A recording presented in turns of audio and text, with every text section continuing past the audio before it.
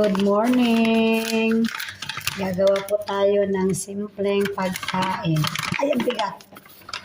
Gawa tayo ng pancake. Ilagyan natin siya ng harina. Ito, gumagawa ng isang rolls. Kasi dapat ako. Tapos, lagyan natin ng gatas. Sa ganitong pagkain, busog pa ako. Ay, tumapot.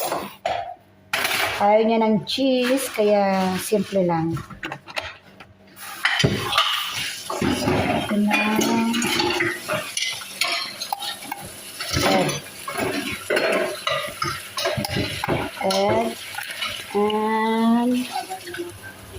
And sugar, baby. Try ka na lahat to. Wala na. Saka natin siya haluin.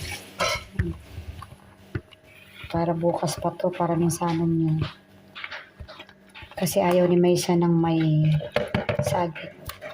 Ayaw din niya ng may cheese. Kaya ito na lang ang gagawin natin.